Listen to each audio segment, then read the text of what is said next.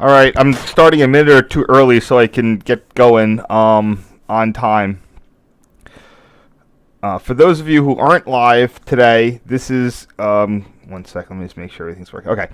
I am practicing just like before. A couple years ago, I was practicing for my PRR mainline signaling NRHS presentation for my local chapter. Today, I'm practicing for a presentation I'm giving to the Philly Chapter NRHS this Thursday. Maybe I'll post a link in the comments at some point, but anyone who sees this is pretty much no reason to go and see the other one. Unless they want to see something with maybe less pauses or more note-taking. And speaking of note-taking, I should probably actually get some pieces of paper here. Take some notes, if necessary. There we go. Don't know how that's going to work. Anyway. This is a reprisal, a reprise. Reprise?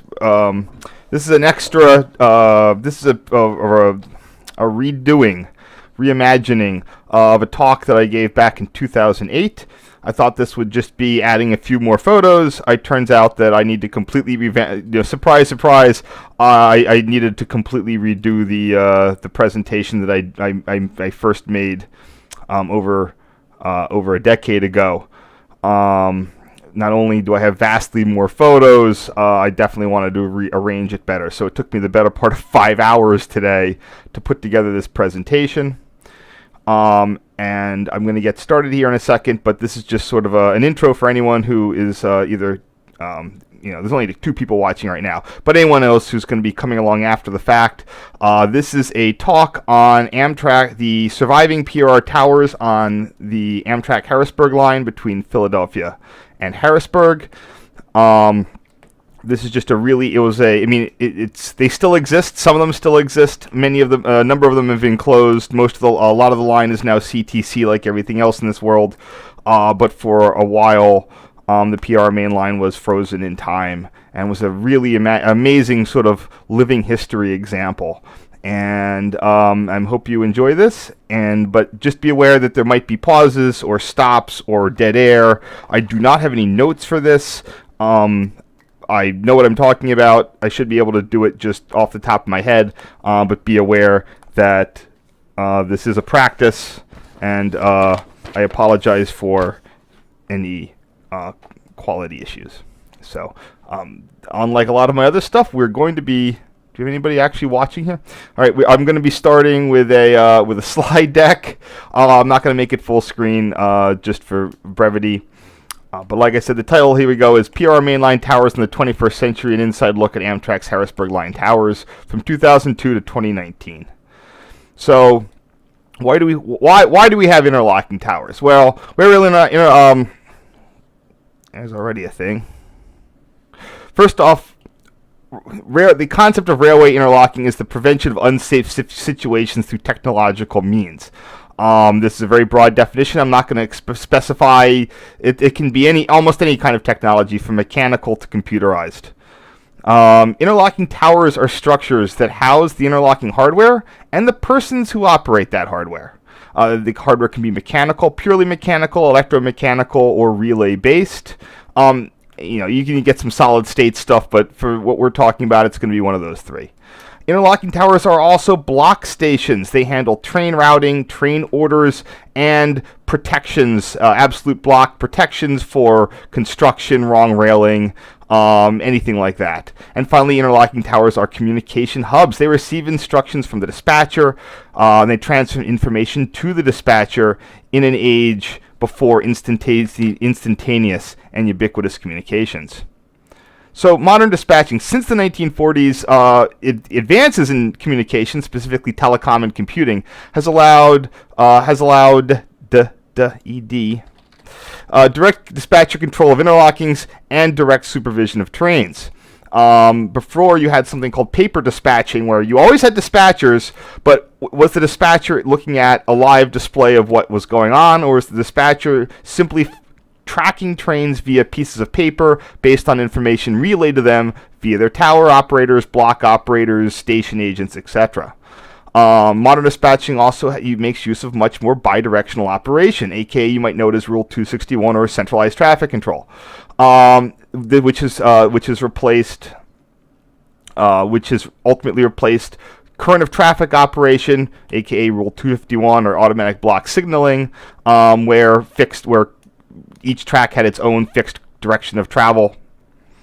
We also have radios, now allow for direct communication between dispatchers and the train. You don't need orders or any intermediaries. You need to tell something or learn something, you can call up that train directly. Centralization of dispatching and signaling reduces both the staff costs and simplifies management. You have people, you only have one place where employees have to report. You can have a smaller pool of extra workers, smaller, easier to train them, and easier to supervise what they're doing. And the result is, since 1980, staffed interlocking towers are nearly extinct in North America. There's more than a handful, but way less than there used to be even 10 years ago. So what makes the Pennsylvania Railroad main line special? Why did this unique situation, unique sort of living history signaling museum happen? In the 1940s, the main line between Philadelphia and Harrisburg was absolutely state-of-the-art. 152-pound rail. It was electrified. Position light signaling, all electric, no semaphores, cab signals, and all the signaling, of course, all the towers and all the interlockings were of the highest available technology, or at least most expensive, most robust. The Pennsylvania Railroad's traffic density, wealth, and general culture allowed it to retain staffed interlocking and block stations longer than contemporaries. The PRR can simply afford this. Railroads like the New York Central, involved in the Penn Central, was actually the far weaker partner in the Penn Central merger, and other ones like the Reading were seeing had financial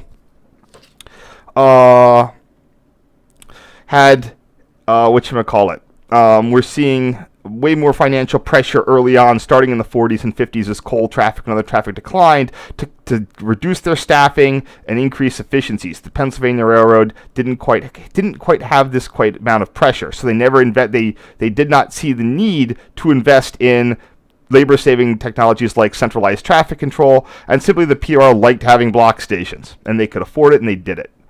The main line from Philadelphia to Harrisburg was passenger-focused. I know there's a lot about the main line and the Broadway and the 4 tracks, but east of Harrisburg, there were a variety of freight bypasses and low-grade lines that allowed that created a primarily passenger route. And after the formation of Amtrak, this route was passed to Amtrak. Most of the traffic on the main line from New York, Philadelphia to Harrisburg is passenger related, either local commuter or longer distance commuter out to the Harrisburg itself. There were only a handful of what would be considered long distance Amtrak trains, or trains that Amtrak considered critical to its national network, and those ended in 1995. The remainder was state supported, and today 100% of the traffic on the Harrisburg line is state supported. So there was little interest. Amtrak wasn't going to support a line that was really, state of Pennsylvania's problem, and the state of Pennsylvania didn't have any money or really the willingness to invest in the line. But still, it was seen as important enough that they didn't want to close the line.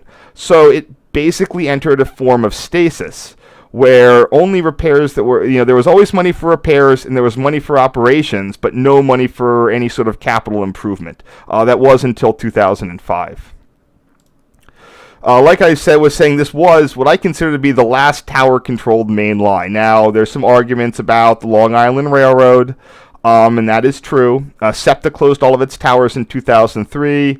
The Long Island Railroad has its own sort of situation, but for I liked it. For a railroad main line, and until 2008. The main line, Philadelphia to Harrisburg, retained its 1940 signaling configuration with few exceptions. It was fully paper dispatched. There were 2 dispatchers, Sections B and Section C, and they worked in a windowless office with paper in front of them. And that was the case until 2003, and even today, one of those, half the line is still paper dispatched, although not, it only has a part-time, the Section B dispatcher is part-time. I think the rest of it, Section C takes over, but they now have CTC control of well over half of it. And you can see here in this little diagram what the line that specifically I'm talking about. There's Philadelphia down there. There's your Trenton cutoff, low-grade freight lines. And I'm going to be covering towers. You can sort of see where they're marked out in red, with their remote interlockings indicated in yellow. But up until 2013, all of that was effectively tower controlled. So today, what's included in today's presentation? Well, I'm going to be going over the following towers. We got Zoo, built in 1930 and operating to the present. Overbrook, built in 1926, operating to the present. Bryn Mawr, 1895 to 1994, where it caught fire and was remoted to Paoli. Paoli, built in 1896, rebuilt in 1933, and still operating to the present.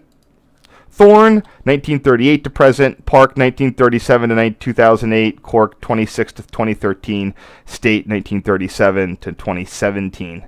Most of the interior photos for myself in visits I took between 2002 2005, and again in 2020, and some in 2019. Additional photos were taken by some friendly tower operators I know from between 2002 and 2010. I also have a variety of exterior photos and video taken by myself from 2002 to the present. And I have just realized I have forgotten to queue up, and I need to delete this. Okay, I forgot to queue up some videos, but we'll cross that bridge when we come to it. So we have people here. Okay, just one person watching. Anyway, hello. So anyway, I'm going to go switch over to the photos, and let me just, give some people a second to come on here. But I know which videos I'm going to want, so no. Freaking hate this.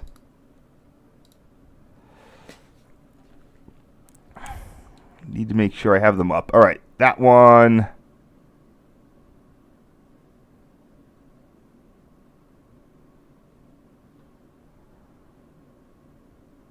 All right. Let me just check what people going on here. All right, here we go. So now I'm just going to switch to the. I'm off the slides, and I'm going with photos. So, like I said, first tower, Zoo Tower, built in 1930, generally known as one of the largest interlocking towers in North America. It contained a 230 lever Union Switch and Signal Model 14 interlocking machine, and that gives it a little bit of short shrift because US&S machines were able to hook multiple switches and multiple signals to a single lever. So in terms of complexity, Zoo was likely one of the most complex interlocking towers in North America, even if certain towers may have had higher individual lever counts. Here we see a photo from around in the early 2000s of Zoo. It's named for the adjacent Philadelphia Zoo, and it's in the middle of its giant interlocking, and it's somewhat ice hard to get clear photos of it, even though a lot of the trains are always passing by. It's located at the Y junction between the Amtrak's Northeast Corridor, north to south, New York to Philly, and the east-west main line out to Harrisburg that we're going to be following. Here we have a different photo from 2018, and unlike many towers, Zoo somehow got money to have its windows rehabilitated with, there's something I like to call tower window syndrome. Windows went from these beautiful drop sash wood framed windows of the yesteryears, and then when railroads ran out of money, they had to either board them up or replace them with smaller replacement windows. But it looks like Zoo has gotten some money to have all of its windows replaced, and although this photo does not show it, it actually now supports PRR keystones that say Zoo on all three sides, or three of the four sides. Also note the slate roof. When I said that PRR had the money to support towers, then that goes back from in their during the heyday too. The Pennsylvania Railroad was extraordinarily wealthy, one of the largest corporations in the country, and it had the money to interlocking towers were very, very expensive items. And the fact that not only could they build towers, but they made them out of brick, they made them with slate roofs, they made them with such high quality materials, just goes to show the wealth that the PRR had to throw around. This isn't a great photo, I'm sorry, but this is taken from one of Amtrak's fall foliage things coming off the New York-Pittsburgh subway, just showing the sort of far side. Also note the copper highlights. I'm not sure if that's painted green or if any that's copper sheeted. This is right before the windows were replaced. And then there's your entrance to the tower right there. I have a diagram of Zoo's original configuration. It's ridiculously large, and you would not be able to make it out over this Zoom presentation. However, I do have charts from 1992 showing a fairly intact Zoo configuration. While on the overhead map, Zoo looks like a simple Y, it's actually more of a spaghetti of different routes going through it. Here we are starting at what can be considered the east or south, depending. The River Line is what express passenger trains here at the bottom goes to the lower level of 30th Street. Next, we have the old the Philadelphia High Line, or the West Philadelphia Elevated, aka the High Line, aka the freight route. Here we have the 36th Street connector. This allows trains to and from Harrisburg to reach the lower level of 30th Street Station. And then finally, we have what's labeled as the SEPTA main line, or the original PRR main line. The PRR main line having its 0 mile posted a suburban station, a throwback to Broad Street. That's here going on the top for SEPTA commuter services out to Paoli and Thorndale. Here on the other end of Zoo, it's too big to fit on one chart. Zoo controlled a lot of the pre-sorting for trains coming to and from New York City. They had to either send them to the upper level for suburban or the lower level of 30th Street for long distance to Washington, or back in the day, freight, which would go straight over this number 2 and 3 Berry track. Also here you have or the New York-Pittsburgh subway, if that's necessary. And finally here, heading out towards Harrisburg, there was one last subjunction known as the JO section, where where trains would be sorted between the New York-Pittsburgh subway at the time would be used for through freight or express passenger, and the various commuter trains. This has changed significantly. This is an up-to-date sort of diagram of what's left of Zoo that's controlled by Zoo. The red is components that were taken over by Amtrak C-Tech, used previously at Philadelphia, now in Wilmington. The blue is what is now controlled by formerly Conrail, now CSX. That's the Harrisburg line going on to the West Philadelphia, the elevated High Line.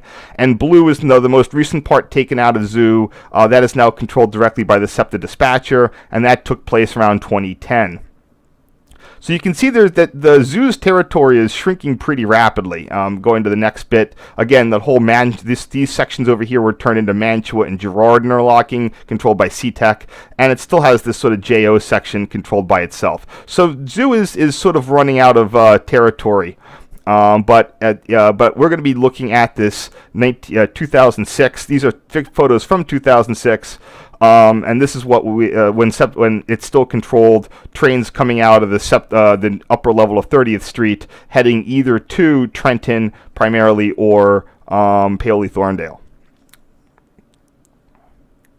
So here we have our first inside photo of Zoo and the very, very large Model 14 interlocking machine. Anyone who's been to the Harris Tower Museum should be familiar with this type of interlocking.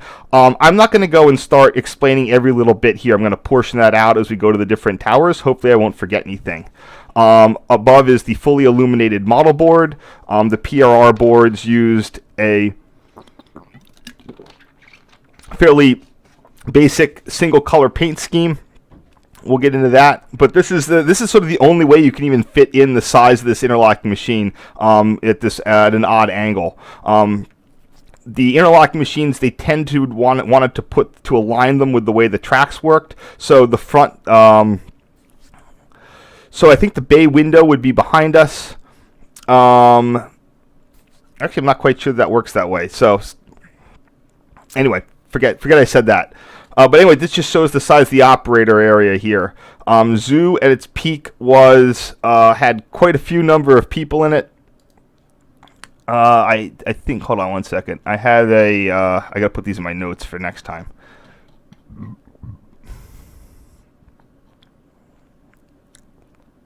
I actually wrote it down. It had, in its heyday, Zoo was operated by 5 persons: a train director, an assistant train director, the assistant to the train director, aka the GOAT, and 2 levermen. By the time before the Amtrak, the NEC portion was taken away, it was down to a train director, a leverman, and the GOAT, who in the job of that job worked exclusively handling NEC trains. And then finally, in 2006, it was just a 2-person job for I think only 2 shifts a day, with a train director and a leverman, with 1 train director overnight. I don't know what it is these days. It might simply be a 1-man job, which is pretty lonely in such a large space. Get rid of that. Don't need that. Here we have a slightly different angle showing the model board and where Zoo Tower actually is. I can zoom in quite a little bit, and you can see here on the... hold on, let me see where I'm going here. Yeah, I can zoom in on the model board a little bit, and you can see that for the ease of the operators, while each the levers are marked, for the switches and signals, a lot of the routes have 1 or 2 letter call signs, so you can basically just the train director would call out routes using those shortcut letters here. And a good after training, a leverman shouldn't have to be really referring too much to the board. As you might notice, all of the older parts that are no longer needed have been painted out, just leaving the active territory here. You still see quite a few Swiss levers on the machine, but only those with an actual lever badge are the ones that are still functioning. I believe those white ones, in theory, they could be spares, but I believe that those are. Actually, I'm not entirely sure. The PRR had a variety of paint schemes over the years that then got superseded. But anyway, just wanted to just hit that. So you would think it's sort of actually interesting that for the most premier tower, that the model board is actually somewhat less sophisticated and robust than some of the ones you've seen in places like Harris or State. It's while it looks nice on the front, it's sort of just held up on these little spindly posts with a totally exposed backing there with just the wires right out. Now, it just could have been that it was so busy that they, it would have been, a time saver. But that's the way it works. Other note, also you have your crew lockers. All these towers are official crew duty locations, so they report directly and have their stuff right here. The tower. So for most of the PRR electrified territory, towers were responsible for handling electric power for tactical electric power management. The power dispatcher, the load dispatchers would tell them what to do, or would get trouble or see indications. But it was ultimately the tower operators that had to both had control of the local substations and the catenary section switches. By this point in 2006, this had all been centralized and all of the tags had been locked out, but the original equipment is still here. Eventually, the last power dispatch office installed in Harrisburg was actually the first one to have full supervisory control of the substations. I don't know if that eventually spread to the other ones before Amtrak eventually upgraded it in the 1980s. So, although it's lost a lot of its original territory, Zoo has picked up some additional interlockings. As a paper dispatch tower controlled main line, the Amtrak didn't really have a place. It wasn't going to set up a whole, computerized system if it was for just islands of control. So they would put what are considered what are called unit lever machines or panel machines for these new interlockings. Here we see the ones for Stiles, Paxson, and Woodbine. These are located between Zoo and Overbrook, and these were installed in 1994 when the yards out there were removed and replaced with the SEPTA Overbrook maintenance facility, and main track 4 was realigned. To ease since they didn't need to fly the trains over at Valley anymore. So these you will see this style. Whoever Amtrak gets this from, either in-house or some contractor, it's not really well badged who's making these. But Amtrak's kept this style of single interlocking panels all the way from 1994 through up through like the mid 2000s. Just a couple pictures from Zoo. Here we have 2 SEPTA trains. We got a Silverline or 2 down there, and one of the push-pull sets heading out to Trenton. This is early one morning with Philadelphia in the background, heading up the ramp. Like I said, the Zoo, it's known for its flyovers, is simply to allow trains to sort themselves between the lower level and upper level of 30th Street Station. Here we have an NJT train taking the old freight, what are known as the Berry tracks, which were the freight. These are the freight tracks that came out of the center of the New York to Philadelphia main line. Probably some sort of track work or something necessitating this. So it's having to take a slightly different route into the city. This would go in front of the tower, over to the K ladder, and then down the 36th Street connection. Also note a regional pulling out to go to Washington over there. There is still freight action heading and passing in front of the tower down to the on the Harrisburg line, now CSX Harrisburg line. This goes down the old Belmont connector to the Reading. This is not any part of Amtrak anymore, and these trains can come and go as they please. So one little quick story I like to give. I'll try to intersperse the descriptions of how the towers work with little interesting stories.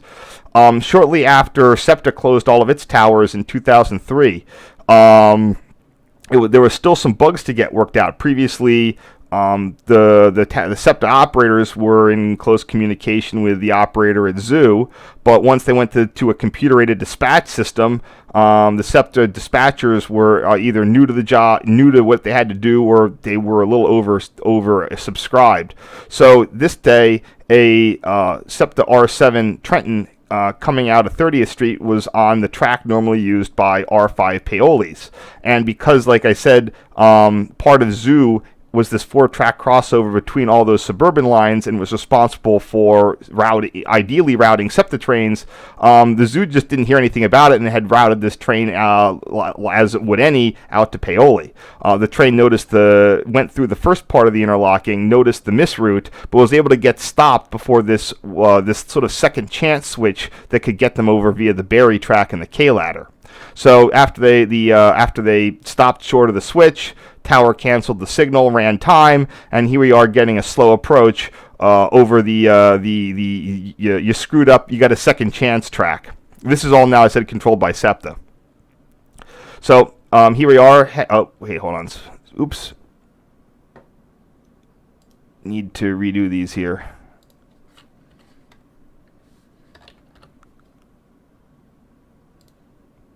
These are out of order. You might have heard of the K ladder before. This was a line of 4 or 5 double slip switches that ran from the old main line across the 36th Street connector and over to the former High Line freight tracks, all the way to like the Reading stuff. When Conrail separated itself out, only 2 of the double slip switches remain, which we have the privilege of being able to cross today. Amtrak has since separated those out into normal crossovers to save on maintenance costs. By the way, trains who wanted to go to Main Track 2, that's how you get to Main Track 2 out to the Harrisburg line. And I have another issue. I have to find another thing in there. I'll fix that. Here we are coming around through the westbound into the old westbound yard area, and then finally get in front of Zoo Tower. So what makes this special, I was informed by reliable persons that shortly after this movement was made, the second Berry track, which I think is Berry track number don't remember which one that was. Number 2 Barry. Don't know why it's called that. It just is. This rusty track here, we were probably one of the last movements to use it. It was taken out of service shortly thereafter, and today it's been completely lifted. And this should not have gone there. Why are these coming up first? Okay. All right, I gotta change this stuff around. All right. Another interesting part of Zoo is that the interlocking is so big that it actually has automatic signals within interlocking limits. Here's a picture from track 2 showing intermediate signal 27 or milepost 2.7 displaying an approach medium for the JO section. I think we're on a SEPTA train right now that needs to have an Amtrak pass. One other additional thing is at that what I like to call the JO section. This used to be controlled by JO Tower. Today, all trains heading out to Harrisburg have to take a diverging route at 30 miles an hour. This is because the original route the original non-diverging route was for trains coming out of the New York-Pittsburgh subway, because all the highest priority passenger trains, Broadway Limited, etc., wanted to have that straight shot going between the New York-Pittsburgh subway and then up over the Valley flyover, which would cross over all the freight tracks. So here we have, again, a view from a SEPTA train of a Keystone making the crossing move over here, and then it's going to come back out again on track 2. There's no actual direct connection for it to bypass that. This is what I said when Amtrak and SEPTA, or the state of Pennsylvania, pretty much did not want to make any changes if they couldn't have to. Just another thing showing you how that the old New York-Pittsburgh subway track has the straight route coming through this part of the interlocking. Another quick thing, so this is that I mentioned Styles. This was built to support the 1994 realignment. All trains going through JO would come out on track 2, and if you really wanted track 4, this is how you'd get to track 4. Here we have a medium approach signal on the 2E there. As this was done later on, these are one of the few signals at the time that were colorized position lights as opposed to the all amber. The other notable interlocking controlled by Zoo is Paxson. Previously, simply the eastern end of the Overbrook maintenance facility there. It was recently altered to support Kinwood trains avoiding the use of the Valley flyover. This Valley flyover used to be for, again, to send main track 4 over the freight yards, which these used to be right in here, over the freight tracks, and it would ramp down on the other side and then take its route on the outside of the 4-track main line. It was also used by Kinwood line trains, or at the time, Schuylkill Branch, Norristown, whatever you want to call it. This bridge completely, I remember using it back in the day, and trains would come right up out of Philly at 70 miles an hour, cross the bridge, and ramp right back down without slowing. But that bridge has fallen into massive disrepair, and at the time had a 10-mile-an-hour speed limit. It is around 2017, 2018 was when they were finally able to put in the non-bridge connection for Kinwood trains and took that whole ramp and bridge out of service. All right, this just shows you that we're heading up on Overbrook. Overbrook also controls what used to be called Valley Junction for the Schuylkill Valley. You can see here in the original configuration, there's main track 4 flying over and then heading right back down on the other side of the freight tracks until you get to Overbrook Tower itself, which controls both the old west end of the freight tracks, the Belmont Yards. And please, if I mix up any terminology, I apologize. Then finally, you have the core of Overbrook, which is a 4-track crossover within the station limits. One interesting thing, please note that Overbrook had 2 pocket tracks at the platforms to allow express or freight trains to jump around passenger trains, or mainly express trains to jump around them. This allowed the center tracks to be used by freight back in the day when there was a lot of freight on the main line. So here's a quick 2006 configuration of the same area. You can see that a lot of those, you have 3 new interlocking, Styles, Paxson, and Woodbine. The freight tracks are all gone. This is now, I haven't updated it for today, but this is the 2006 configuration. But still, there's a lot of sort of what I call orphan signals just sort of floating around based on the older configuration. And this is also the Woodbine This is just known as the Woodbine section of Overbrook, and we'll get to why that's distinctive later. So here we are approaching Overbrook, the core of it. We see the tower there by the station. Westbound signal bridge right here. I think I was the rear vestibule of a SEPTA train at this point, so that's why we're sort of you see there's no wrong railing going on here. Overbrook Tower, as I said, built in 1926. It's still active today. It's one of the oddest. It's of all the it's like, I guess there's some towers that have less of a use today, but this one's still. It's still you got to put 5 employees. It takes about 4 or 5 full-time employees to 24/7 staff a tower. So that's a lot of operational money to basically run an interlocking. Just the side door here. It's right. This is the tower that I was able to visit the most. I knew the operator there, and I was a kid still in school, so I had lots of free time to go out. I only visited about 4 or 5 times, but it was still really fun activity. Just the other side of it, there's an old train order light. We have an interlocking horn, and of course the blue Amtrak signs there. Roof is slate. Construction is brick. Also, behind these towers, you'll sometimes see signal accoutrements like signal backings or old switch machine covers. Here we have the 19-lever US&S Model 14 interlocking machine, same kind that's in Zoo, same time that's in Harris. This one's a little bit earlier than the other two. You know that because of the way that you have all these glass globe timers here, as opposed to ones that are built into the cabinet, and we'll go over that later. The levers move side to side. The switches, generally the switch levers are on the top. The signal levers are on the bottom, and the signals can go 2 directions. They're paired. They tend to be paired left and right. That corresponds to the lever movement, and so center means stop, and then you display a signal by moving the lever either the left or the right. If there's a root conflict, these machines mechanically lock out lever movement. But at the same point, if there's a track occupancy or some other type of electric logic problem, that will also lock out the lever movement via a number of magnet system in the back of the cabinet.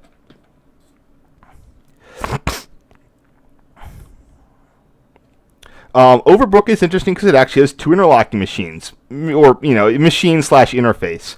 You have the one behind us, the Model 14. This was originally installed in 1926, and then later it was supplemented by this CTC style console or unit lever machine that was added in around 1948. This was primarily to handle all the stuff associated with Belmont Yards, the Valley Junction, and the west end of the yards and Valley Junction.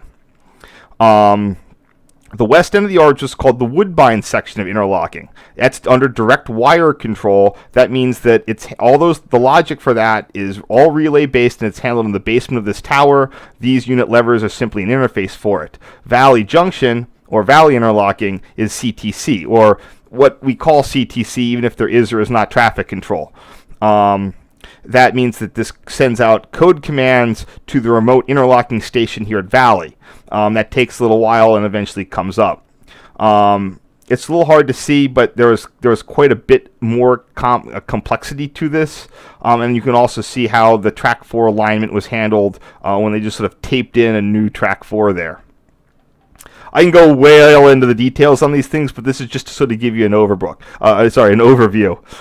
This was the official model board for the entire interlocking plant, both the old plant and the new plant. Those terms being a little relative. Just another view of the tower, the operators area. Like any workplace, you're going to have your water cooler, microwave, etc. The old interlocking machine. Now, you might see a lot of the other ones are like double unit going out the back, but because this is only a 19-lever machine, it has substantially less need. on these machines, to do the locking, you effectively have a grid. So if you're 19 levers wide, that they have to then go back in a grid about 19 levers. So the more levers you get, you start getting in, the machines will go thicker out the back, and you'll see that otherwise. And that's where you can see where the operator is sitting right there and doing his job. Another quick close-up of the levers. A functioning machine, if these are lit, so the indicator lights will light up if that lever movement is free. I was told by the operator that never really worked very well, and you couldn't rely on it, and they just sort of had to know how things worked. If you go to Harris Tower, they do have that functioning properly. Another thing you might see here are these weird sort of things, these little red tubes. They're called cans. Those are blocking devices. They lock out the lever if there's any need. Let's say you have men working, or you have to protect against a wrong direction movement, you apply those blocking devices. In this case, most of these are rusty rail blocking devices. Those simply means that a train might not shunt because of the rail rust. So before you can do certain operations, you have to visit, it just tells you to verify that those track segments are not, or those switches are not occupied. If you need to block a lever that's already blocked because of the rusty rail, that's when you slap in a second one sort of right there. These two signals, 8 and 10, are cleared for westbound SEPTA. And there's another one you can see right there that's cleared for an inbound SEPTA. Here we can see some of the timers at this day and age. So again, most railroads would be you would tend to have let me begin with a rundown timer is.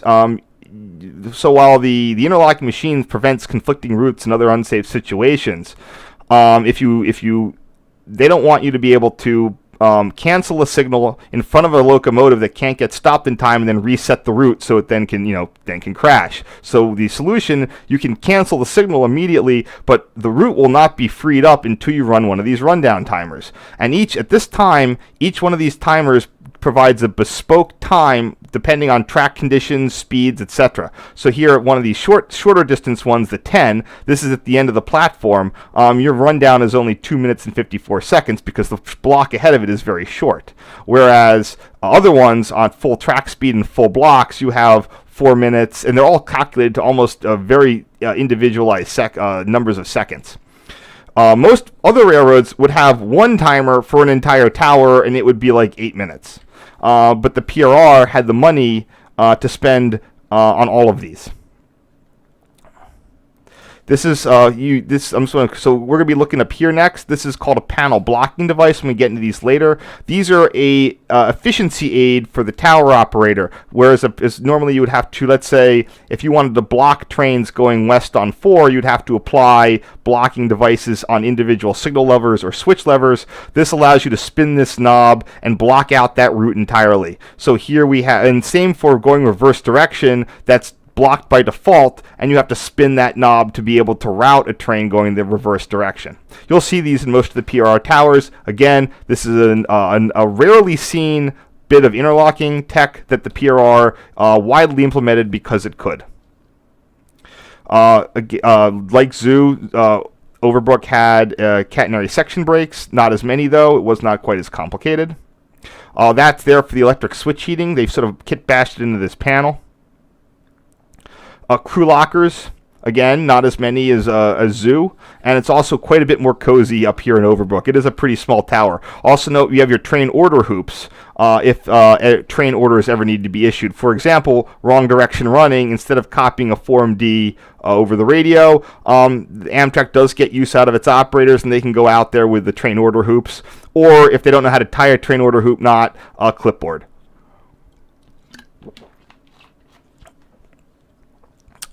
Bathrooms. All these towers tended to have bathrooms. If they don't, they're going to have an outhouse or something. Again, this is a place of employment, so either OSHA or union rules give them things like a water cooler and a bathroom. But remember, this is a tower bathroom, so you get cool surprises like a GG1 in the medicine cabinet, which is pretty amazing. Downstairs, so Overbrook is fascinating because due to its size, it is not able to lock out the relay room. Typically, the relay room is locked locked in a way that the operators cannot have access to it. This is simply it's an early form of separation of roles. You do not want if an operator makes, let's say, a mistake, you do not want the operator to be able to get into things to manually hack the interlocking to, let's say, where I said that a route needed a rundown timer. Well, if you have access to all these relays and know what you're doing, you can cancel out the route yourself. Most towers don't let you get into the relay room. This one did. The 1926 interlocking and that Model 14 machine made use of many of these just shelf relays. They're just on shelves. They do a variety of logic operations. That looks like an AC vane wheelie. I'm not here to do relay school. They're pretty neat if you get into them. They actually do a little bit more than you think they do. So they're pretty. I mean, these are pretty advanced for their time. Here we have another wider view of the shelf relay system right here. But again, this is a very, very small relay room. I think it only has 2 aisles and 1, 2, 3 bays of relays. Now, when the tower was renovated in 1948 with the CTC, it got a whole bunch of pluggable modular relays. Again, these are glass relays that plug into Bakelite backings. These types of relays are still used and available today. So if you needed to buy new ones, you could. But I would not be surprised if all of these relays date from the opening. Most of these relays date from the opening of the tower. And just to show you, today if you wanted to buy one of these new, the cost would be around $6,000 to $7,000. And I don't think that the cost was probably equivalent back in the 1920s as well. So towers were very, very high tech and very, very expensive pieces of infrastructure. Just because you have shelf relays, it does not mean that things are simpler on the wiring side. This is absolutely scary. I'm told that all of these towers effectively have one or more maintainers to themselves. That there is a guy and their job is to pretty much maintain this place. Another interesting thing here, you've heard of PRR cab signals. These are the electromechanical cab signal code generators. 80 pulses per minute, 120 pulses per minute, and 75 pulses per minute for clear, approach, medium, and approach signals, respectively. Restricting is 0. There is one set of these little guys. They're ticking away 24/7. There's one set of these for the entire tower. Wherever those codes need to be put into the rails, they're all tapped off of these electromechanical code signal generators. I mentioned that the Valley is a CTC with a pulse code CTC system. These aren't the ones that are in service, but these are US&S 504 CTC, either transmitters or receiving stations. They're sort of like old telephone equipment, relay-based logic where they listen for a station number and then they respond to the commands using chains of relays. So these aren't wired up, but I think there might just be spares. They're all just littered about in the relay room. Another thing that I want to mention is that the PRR was a strong believer in pneumatic point machines. At the time, electricity. Remember, this is in a world where the grid is either unavailable or unreliable, and and you can't store electricity. And electric motors and electric stuff is either both clunky and expensive. So the PRR, due to its commitment to service and quality and efficiency in the we're going to be a reliable sense, they were big proponents of pneumatic interlocking plants. Pneumatic in the sense that the switches were powered by compressed air. This is Overbrook's compressed air station. There are compressors in there. There's your air tank and reservoir, a manifold that gets the air dry because you don't want moisture in these things, because if you get moisture, then it freezes up in the winter or corrodes it out. And then here's the air line that runs out to all the switches. At this point in 2003, Amtrak had just installed a backup power generation system right nearby to power both this and the tower. Quick showing of a Union switch and signal A5 point machine or switch machine. This is, again, pneumatic. There's your air piston. They're pretty simple inside. Air piston. This is what they call a CP valve.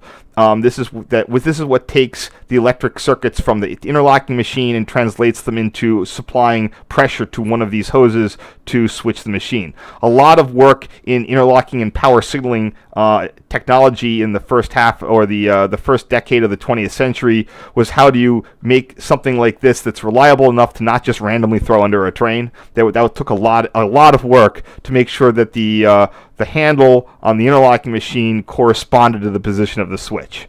It was a surprisingly difficult problem given the technology of the day. Just a couple pictures from the tower. Here we have Amtrak, one of the GP40 TCs on ballast duty. These have been rebuilt into GP38 H-3s. I think they've retained their own number. This one in Heritage Phase 3 paint scheme.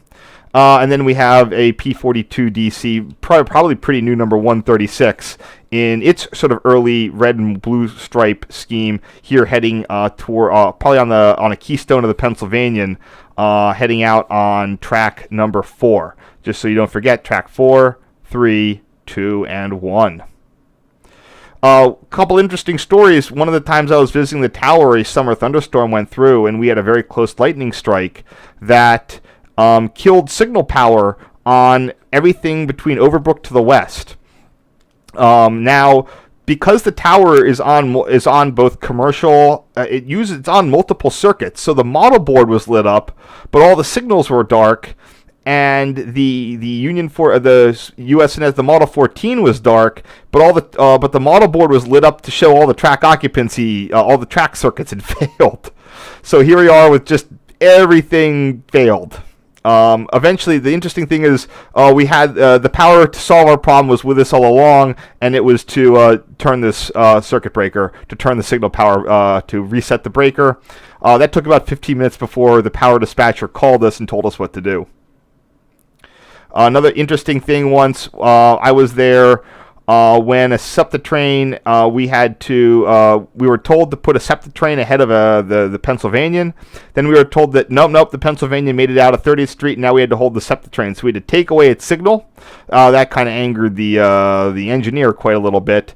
And here we have the Keystone passing it. It's held in the pocket while I think the Pennsylvanian or whatever comes and makes it pass from track 2 to track 3, and eventually would go to I think it would head out on track number 1 ahead of the SEPTA. At this time, they were I know you could have just shot this out on the express tracks, but I think that they were, for a variety of reasons, they were trying. I think that there was some track work or something going on. They wanted to use avoid using the center tracks. And just a nice night shot of Overbrook with the operator's stuff, and I think you can still go down there to this day, and if they don't have the shades drawn, you can see the operator up there working at doing his job. It's one of the most accessible towers, being right behind the station platform. So now this tower isn't open and wasn't open. I don't have, but I did want to include it at Bryn Mawr, located at milepost 10. Give you a quick built-in 1895. It's again another 4-track interlocking. I should also mention that. Hold on here. I'm trying to think when I should deal with that. All right, doesn't matter. You can see it's a 4-track interlocking. One thing to note about the 4-track mainline, part of the main line, is that it's 1-track number 3 is bidirectional under Rule 261, but it is not centralized traffic control. This is why I always tell people CTC does not mean bidirectional. CTC means centralized. The traffic control existed. They just had manual traffic control. At Paoli, Bryn Mawr, at Overbrook, Bryn Mawr Tower, and then Paoli, what we'll get to, each of the towers had traffic control levers for that number 3 track. The towers, when it was like turning your keys at a missile submarine, when both those traffic control levers agreed, that track, and there was nothing in the track, nothing logical when that section of track was clear, you would reverse flow of traffic on that entire track segment. Bryn Mawr Tower had this beautiful, I'm not sure, I don't think this is a Model 14, but it doesn't look as old as some of the stuff. So I'm not sure why it's all wood paneled and glass topped. but it still has this beautiful machine, about 25 levers. Bryn Mawr's primary job was to handle peak period terminating locals that used before COVID would still run, known as Bryn Mawr locals.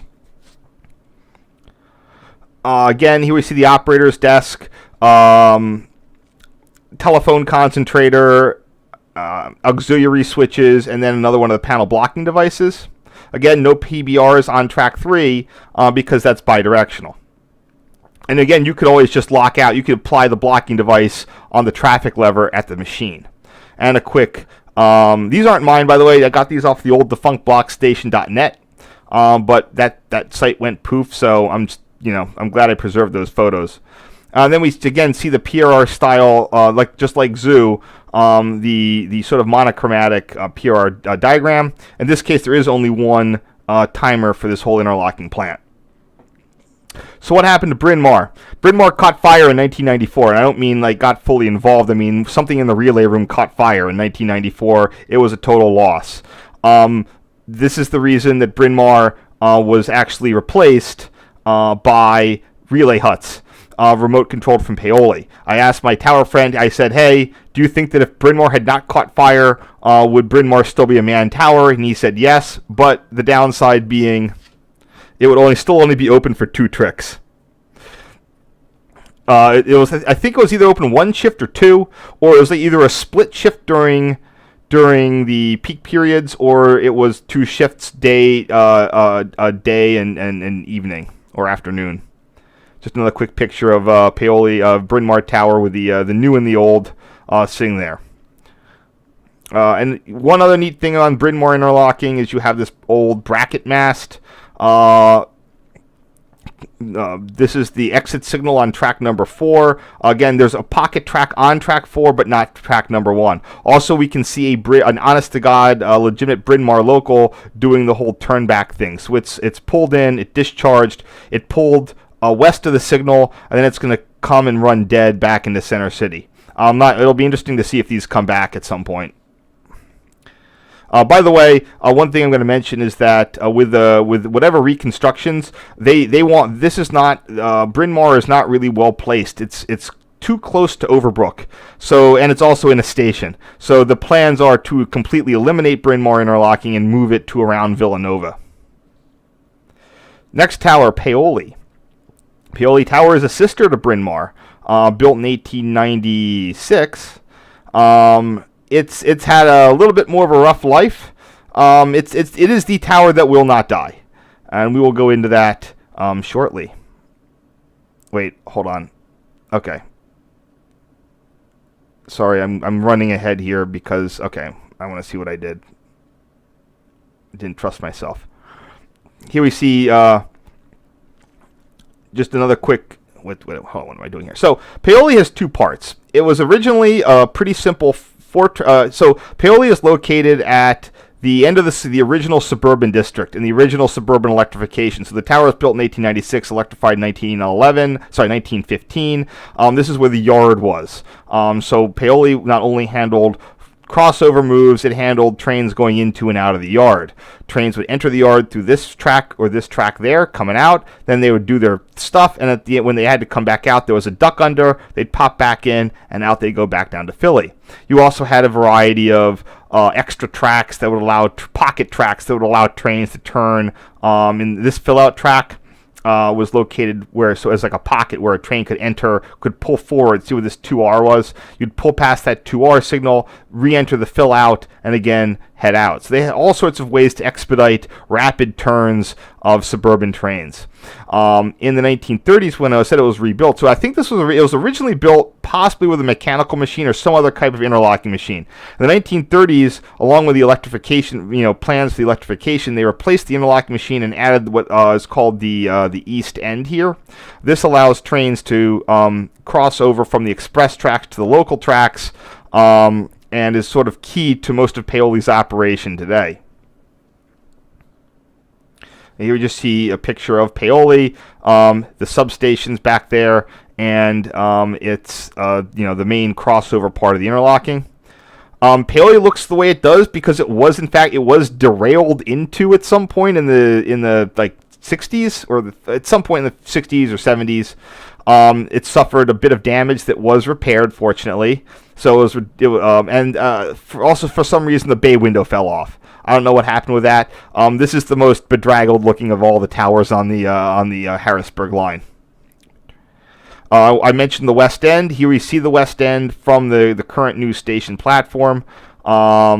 This little switch here between that allows this, I have no idea. I think that was, again, just to allow trains coming out of the yard to get going on, to just get out. You could come out of the yard, platform on track 4, cross over to track 2. That switch is almost never used today. It's very rusty. The downfall of the Paoli yard was the massive PCB contamination. You can see this empty field is where that's a Superfund site right now undergoing remediation.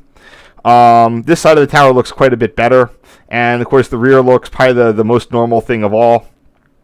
And again, Paoli, Bryn Mawr had other sibling towers at Lamoken and Cly on the Port Road Enola branch. All right, so just up close, let's head in that open door and see what we can find. So first off, I just want to give people another quick view. Here we have the west end of the interlocking looking east.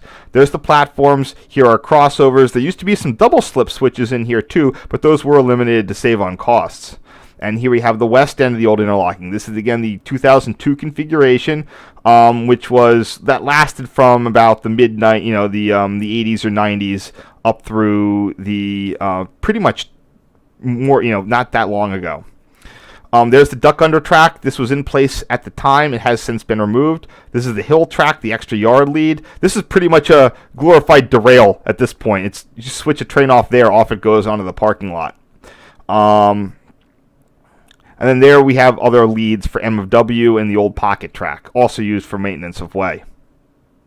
One of the fun things I got to do on these tower visits was that the operators would go, they would send me out and they would pull up fun routes for me just to get some pictures of odd signals being displayed. So here we have a slow approach on the 10R dwarf on track number 4. Here's the inside of the tower. That's not the guy I know, but is a guy. But you can see the inside looks quite a bit nicer than the outside. Again, you got your water coolers and other stuff, but the interlocking machine here was definitely a retread. I mean, not a retread. When it got rebuilt in the 1930s, that's when this machine got put in. We also see some defect detectors. There's your operator area, stairwell, etc. Quick view of the Model 14 machine. Because the Paoli, the crossover portion was not frequently used, almost all the levers had rusty rail indicators on them.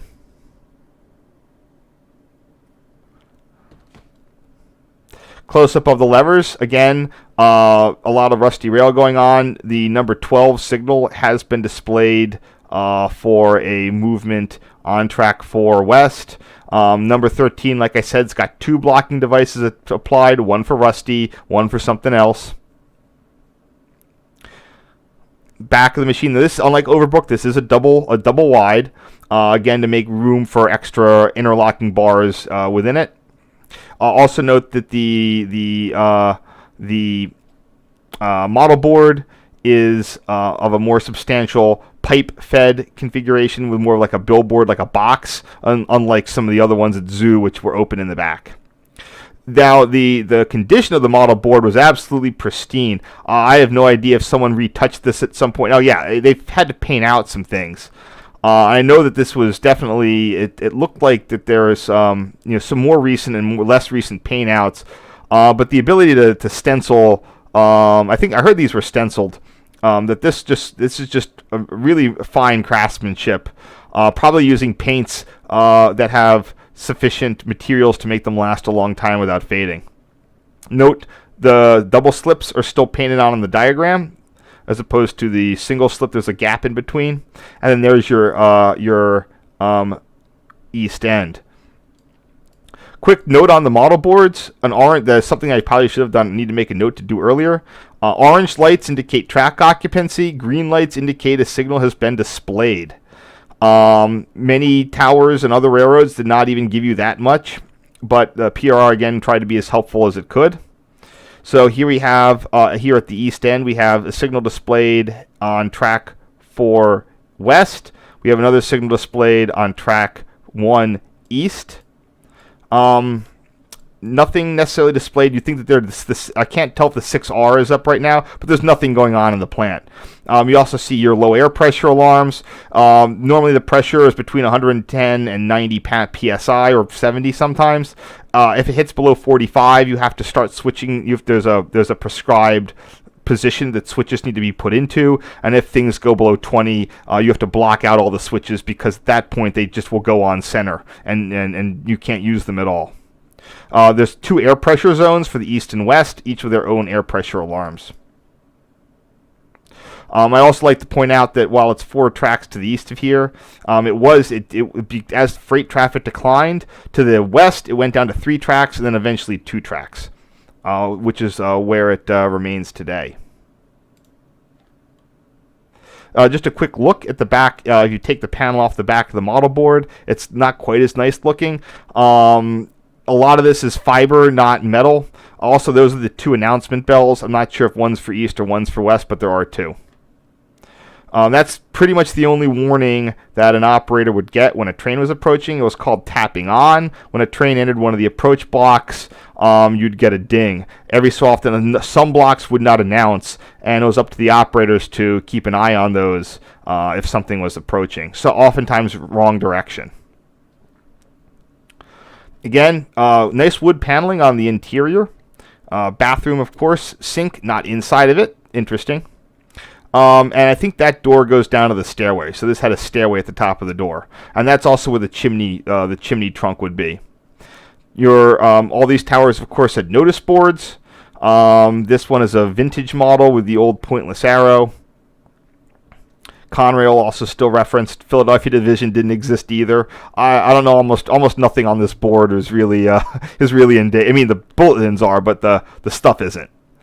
Again, operator's console. This is the time. This would be your telephone concentrator. You'd hit those to engage various block circuits. Here's your radio, or I'm not sure if that's the radio or the dispatch line, or you could do for either.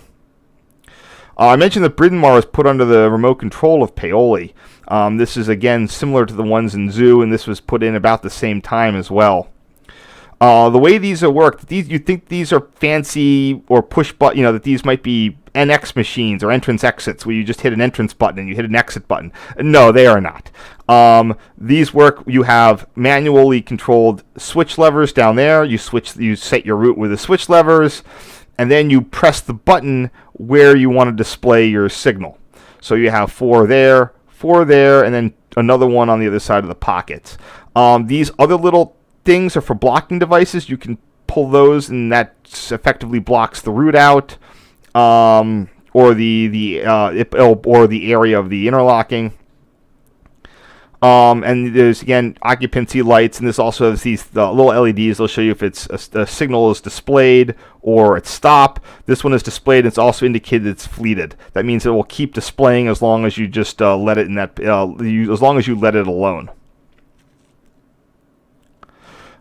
Here's a quick thing of the Paoli power board. This was annotated by someone for me. You don't necessarily have to read it. It's on Wikipedia. Paoli was interesting because it was both the end of the 1915 electrification, but it's where in 1937 it was extended to Harrisburg. So it has the substation had 2 parts. It had the old part, which was used a 44 kV feeder and those related substations. Then it had the new part that had the 38,000 kilovolt transformers and buses and everything. The old part has generally been blanked over. Here are your section switches or point heaters, but I think there's a section switches. And then here, this is actually a very good diagram of the cross ties and feeds and the high tension. The red is 138,000. There's your transformers, and then here is your breaker controls. PRR almost exclusively ran the breakers on the 11 kV part just because it was cheaper. Here we just see the two substations side by side. The 1915. This is only used for switch. There's nothing in there right now, except for maybe some auxiliaries. But that was decommissioned in the 1960s. And then there's the 1937 lattice type of later model of substation. Another interesting thing on Paoli is that we have defect detectors making their first appearance. These are made by the Servo Corporation of America in Hicksville, Long Island, New York. This is an older type. The way these work is the train passes over the defect detector. The analog reading from the defect detector, specifically hotbox detectors, will be printed on these sheets of paper, creating a log. Anything that goes above a set threshold sounds an alarm. And pretty much each different detector had different things. Some would drop some would drop signals. Other ones would just simply be up to the dispatcher to get the operator to stop, throw a signal manually or cancel a signal and contact the train. There's a slightly newer variety exemplified here. Again, you can actually see the types of outputs. Zoom in a little bit for you there. Each line is a reading from an axle. In this case, there's an associated dragging equipment detector, and that would just indicate one solid line at the end, indicating a read.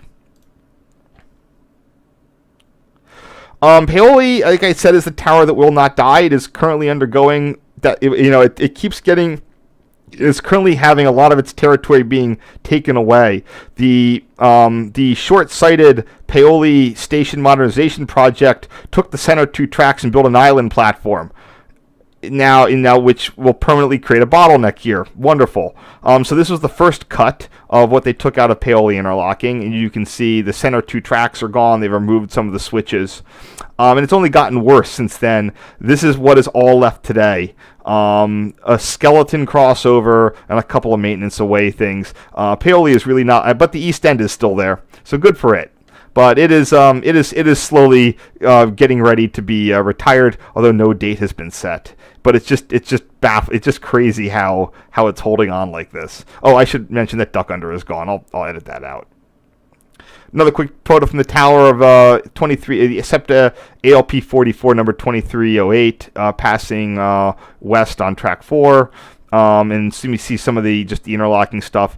The 1930s, some of the 1930 bits were put on these little concrete bases. Another quick picture of a Metroliner car passing the tower during snow. And I just had another thing of the old signal bridge used to be mounted on the road bridge. These have all been removed for the island platform project, and the road bridge is also being removed to again reduce road congestion and a road bottleneck. So next tower we're going to be hit is the next one is Thorn. Thorn's going to be slightly special. It's the only CTC plant on the Harrisburg line at this point. When I mean plant, I mean not just you have a CTC machine or unit lever. It's the whole thing. This was designed as a CTC tower. Here we just see, this is in Thorndale, Pennsylvania. This is at the junction of the old Philadelphia and Trenton low-grade freight line with the main line. So you have the main line. This is where freight, a lot more freight would sort of come into the picture. Of course, all that freight went away with the Conrail formation, now traveling via Allentown, Bethlehem, and Reading. Just showing you Thorn's territory coming out of Paoli. This is what it was before. When SEPTA needed to get out of Paoli because of the PCBs, they built a new yard in this thing called Fraser Maintenance Facility, and there's a new interlocking there called Fraser. We'll get to that a little bit later, but just be aware that when you hear of Malvern locals, they're pulling into a yard right there. Glen is the old junction of the Philadelphia-Trenton cutoff. That was then later, they built the low-grade extension between Glen and Thorn. In between the two, we have Downs interlocking at Downingtown, Pennsylvania. Again, this all this stuff that sort of got whittled down over the years. Today, these three tracks, this number 2 track is still in place and it's bidirectional. And it does sort of split out to Downs, but number 3 has been permanently removed. I'm thinking that number 2 is primarily used for trains, deadheads, to get back to the yard without interfering with traffic. But just keep in mind what you're looking at. And finally, we get to Thorn interlocking itself, a 6-track full crossover minus a couple switches here and there. This sort of empty tunnel thing is where the old Philadelphia and Trenton would come down. Freight trains would either merge or they'd head into this yard here. Back in the day, this was a helper base. And finally, at the end of the Thorndale yard, there's one additional interlocking, and this is sort of what's left of it, known as Callan. We won't really touch it. We go into that too much. That's arguably still there, but it's been drastically simplified. I need to go and make a new thing on that. So here we have Thorn interlocking the main part of the 6-track full crossover looking west, just to give you guys an orientation of where things are. Here we have the where the ramp to the old Philadelphia and Trenton is, looking east. Again, this is these are 2019 photos. You can starting to see that they're really starting to ramp up the rationalization. Part of that ramp up is the fact that from of the switches are being converted to electric, and being cut down, and also being substantially cut down from full turnouts to from crossovers to simple turnouts. One interesting thing is that Thorn is still full of 152-pound PRR special rail. Some of it on the main tracks themselves, but a lot of it in the middle stuff. And boy, if you have an eye for it, you're going to notice it, and it is big. At the same time, they are also refurbishing some of the pneumatic switches. So they're installing new electric ones and also installing new pneumatic ones. I'm not going to object. Whatever. Some more fun with signals. Here we have a reverse direction on track 4 being pulled up with a restricting. Back in the day, when I was had some time to play around with the when I was having some fun with the operator. Or I shouldn't say operator, it's a train director. We're going to get into that later. That full crossover, it needs a pretty beefy air plant. It's located in the basement of the tower. Here we see the manifold and 3 air reservoir tanks. And again, another close-up view of the side of the tower.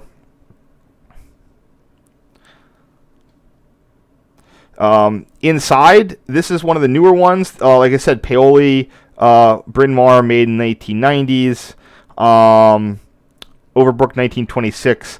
Thorn definitely has that 19. You're starting into the cinder block sized tile.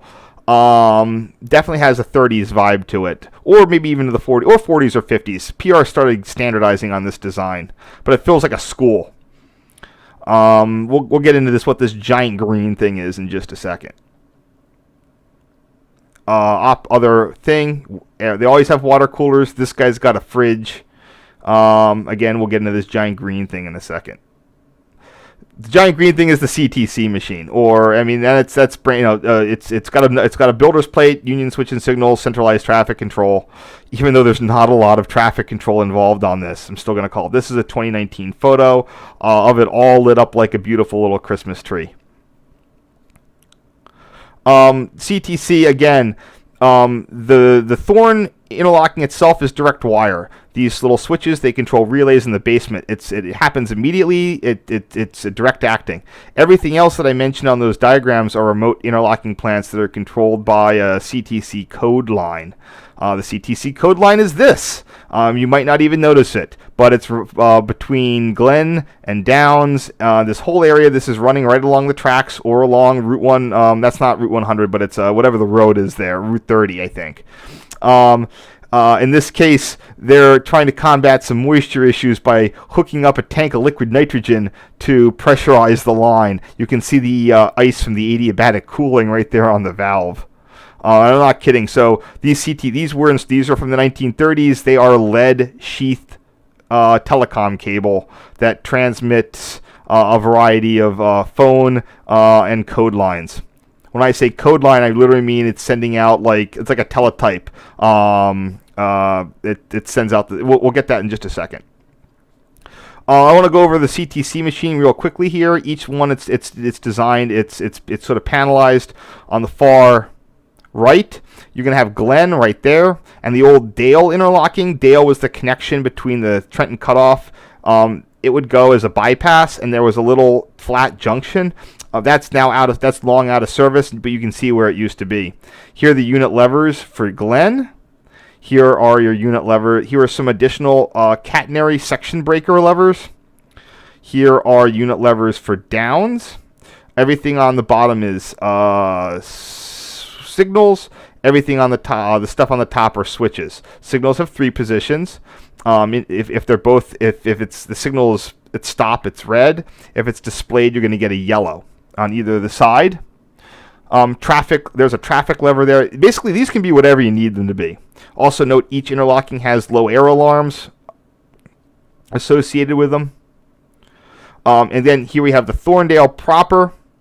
There's the old yard. Here's Callan, and then we have again catenary section breakers, remote controlled ones. But again, this is still under the control of the tower operator. These blue lights are actually where you have traffic control for your centralized traffic control. In this case, only track 2 on either side of the interlocking has traffic control. So of all the stuff controlled by this CTC machine, there's very, very little CTC. One other interesting thing is the Fraser machine. The Fraser is that new interlocking that went in 1994. That's again part of the general refurbishment when they built the Overbrook maintenance facility and they built the new Fraser yard, closed the Paoli yard and the Paoli maintenance facility. That's how they got rid of that and dealt with the PCBs. The Fraser, when this was added, there was a little bit of like who needs to get who should control it, and it came down to the fact that Thorn was the best position to handle the increased workload, but the position was changed from operator to train director. What's the difference? A couple bucks an hour, and it sounds fancier. It is nice, again, that they put it directly to maintain spatial awareness for the operator, that this would sort of go around here. Quicker closer up of the Fraser yard. Again, they were trying to save money, so it is not a full crossover. Also, these tracks are single direction, except the trains can come in, pull into the yard. They can pull into a tail track. Also, when pulling out, when they can sneak across, they can hold here in the center track until they're able to get out. Works same as the last one. I have a fun story with this. There's a little bit of a hiccup to these machines, where if you, my friend accidentally almost derailed the track car.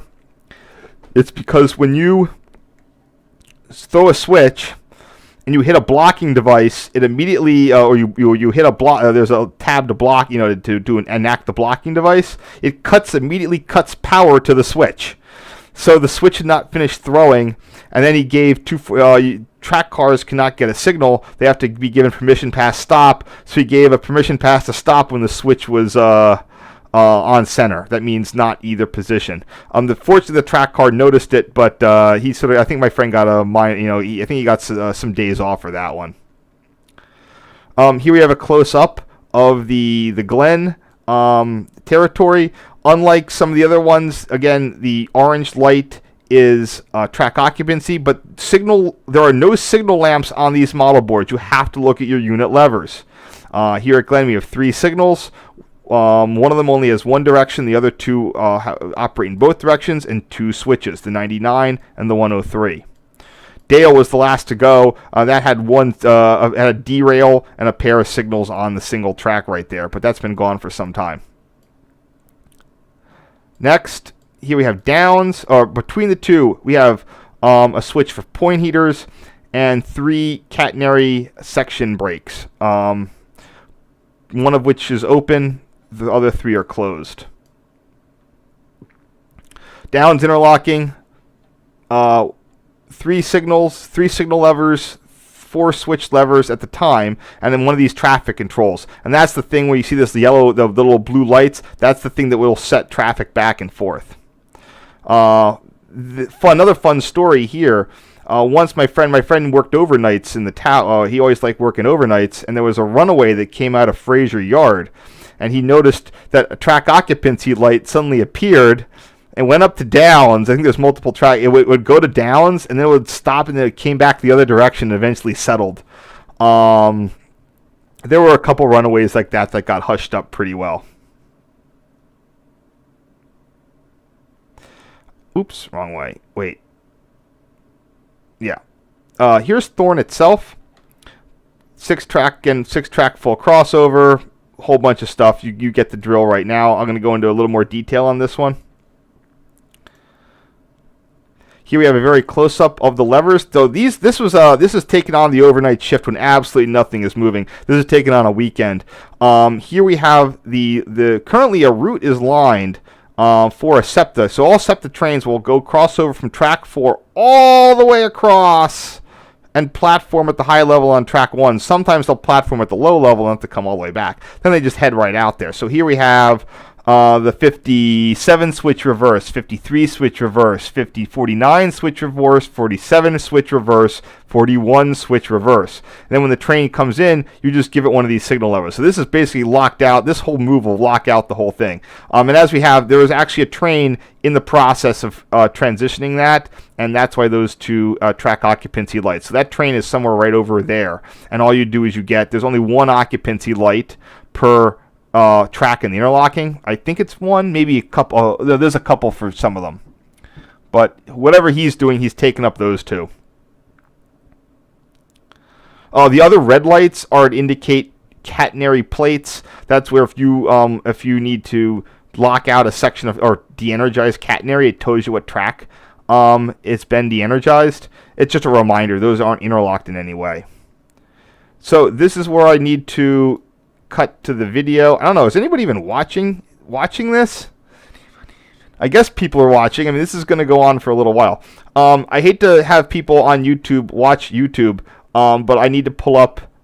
I have two videos that I wanted to show.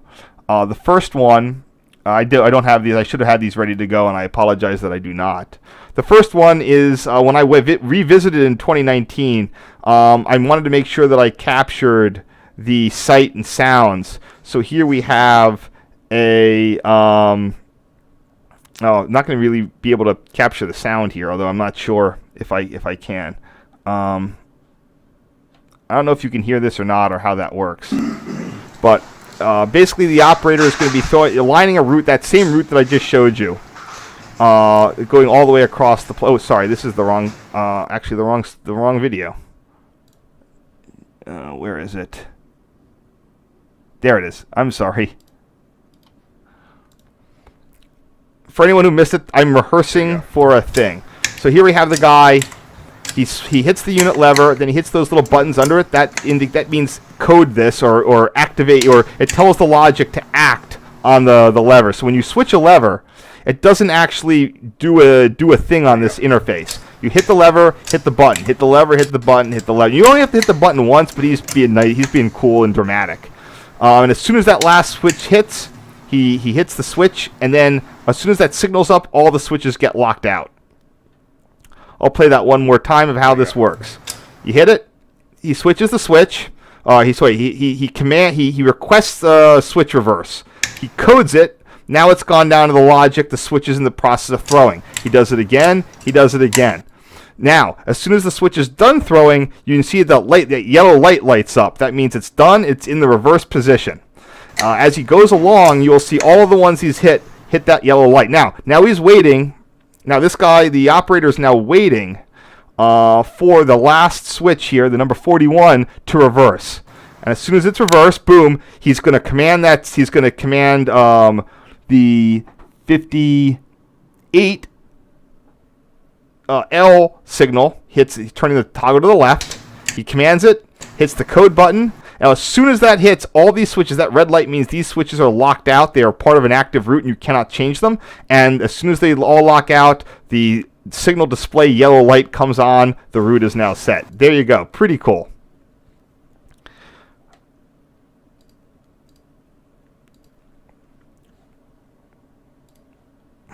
And finally, here's the last one, Callan. Again, you almost have more catenary section breaks. There's a lot of excess overhead catenary because Amtrak really just didn't. It's the catenary you don't. It's not in anyone's way. It's energized. You can't steal it. So they'll rip out the tracks, but they generally leave the catenary alone. Couple quick things I want to mention. At this point, track 2 would go all the way to Park interlocking. We'll get to Park in a little bit. Park was only staffed as needed. So Thorn could control that had control over the traffic direction on that track 2, and that would also indirectly control Park because it was set to automatic operation. So as traffic changed, the signals at Park would change. We'll get to that in a little bit. But anyway, Callan is about 2 miles to the west of Thorn and is also the western limit of CTC's control. And I just want to show you, so currently Callan has been transferred to dispatcher control as the resignaling and modernization advances more and more. But I was able to get out there. Whoops. Gotta find this. I was able to get out there and I got this really, really cool video. I think... I gotta find which one it is. This is it. So I actually have a video of a Keystone train progressing. Wait, why am I not getting any sound on this? There it goes. So I'll pause. Track occupancy light. The train is currently. Wait, hold on. Sorry. Come on. So the train is now in Callan interlocking. Hold on. I got to start from the beginning and set things up. All right. The train is already in Callan interlocking, but it is straddling the signal. And you hear the relay clicks. That means it's getting a status update. That means status update from the field extinguishes those lights. The train is now fully within Callan interlocking. Get more clicks. Train is now in the block between Callan and Thorn, and it's also still within Callan interlocking. Clunky, clunky, clunk, clunk, clunk. Track occupancy is out. Note, the switch is now, the route's closed, so that switch went back to being, it's freed now. I think that's what happened. Come on. Did anything change there? Oh, it was just, yeah. All right, sorry. Now we wait a little bit. So all of this is between there. So there's two sort of separate indicating blocks. There's one logical signal block, but there's two occupancy lights for the operator to know where a train is. Now there's no code sounds, no sounds of relays. That's because everything from now on is directly in the basement to wires on this model board. So there's no more clicky clicky CTC coding sounds. Now what we're going to watch for, if I pan down,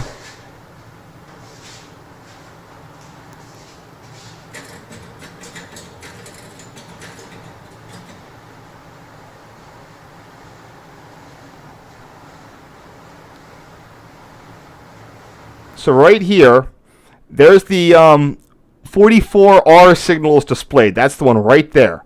As soon as that train hits that interlocking, you're going to see that signal extinguish. That means the signal's dropped. Track occupancy light, he's now in the interlocking. He's going to go through.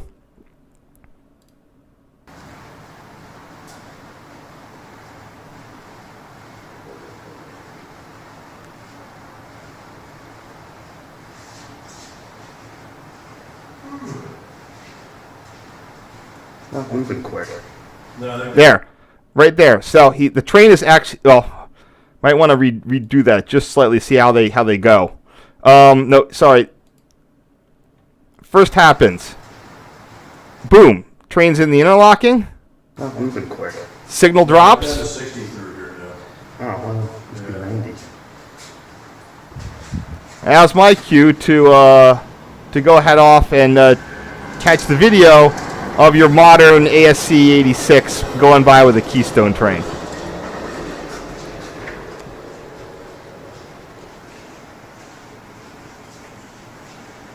And in just a second, he'll be exiting the plant. Or I give up. There it is, and then he's out.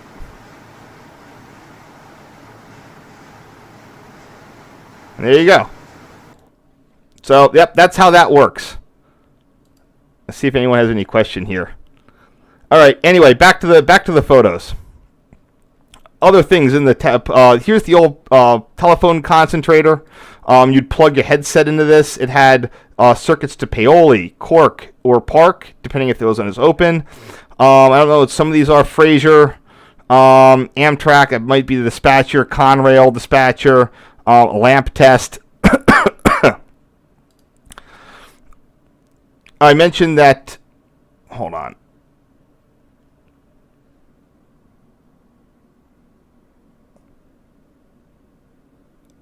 This is messed up. All right, 1 second. 118.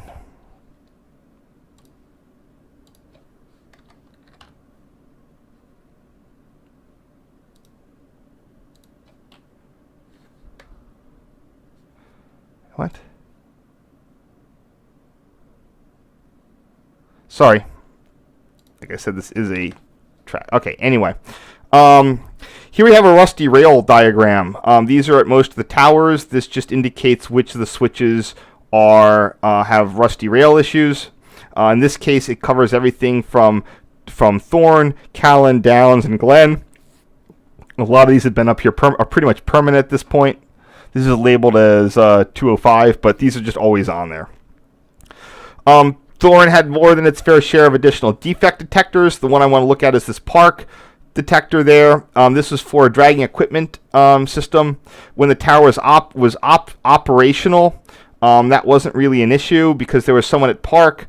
This little part here indicates that they had to automate the process. You hit the dragger, it would drop the signal. An alarm would sound in Thorn, but there was an automated process for you to get that signal back at Park. But this just let Thorn know that something was wrong. Here's the new telephone concentrator that they installed back in 2005, and there's even a newer one, but you don't really care about those. Thorn is actually in the territory of the of where they the Harrisburg Power Dispatcher's office. You still had local control of some section switches, but the substations were fully controlled by the Power Dispatcher in Harrisburg. So these all went in the last round of electrification between 1937 and 1939. Also, I mentioned on the CTC machine, there were catenary section breaker switches, and Cola Tower had the same thing. So again, for 1937, this was extremely advanced, that you had integrated, even though it was not centralized, you'd still integrated this type of electrification control into your CTC panel. Another neat thing here, someone wrote this. This is the master pressure gauge for the air plant. It's currently registering 90. You can't really read it, but it reads Thorn Tower or Thorn air gauge, always under pressure, and PRR keystones all over the place. Here's a 2019 view, just showing the kitchenette area of the tower. I'm not sure what's inside that box. Yeah, that's a telephone box, but I'm not sure. I think there's the stuff in it. Lots of office chairs up here. And here we have a nice view of a transfer of a station record of train movements as of 2019. I blurred out the appropriate names and stuff, but pretty cool. Still doing it the old-fashioned way, but with the new Amtrak logo. And of course your bathroom, which I think has most of the original. I'm trying to figure out which ones have the original. I think all these toilets are new, but it's again nice. There's central heat in all of these, and that sink is definitely original.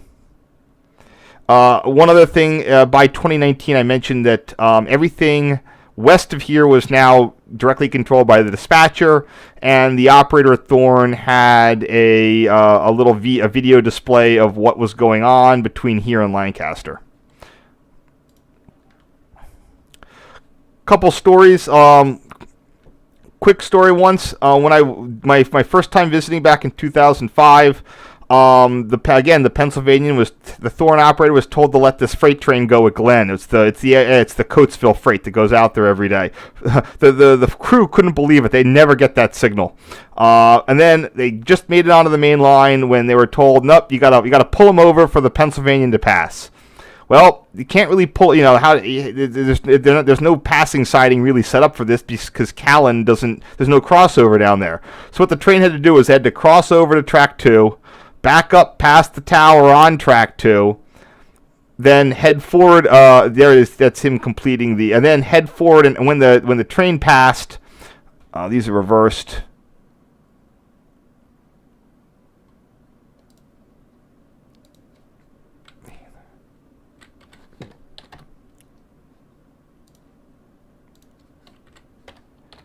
When the train passed, it proceeded out and followed behind.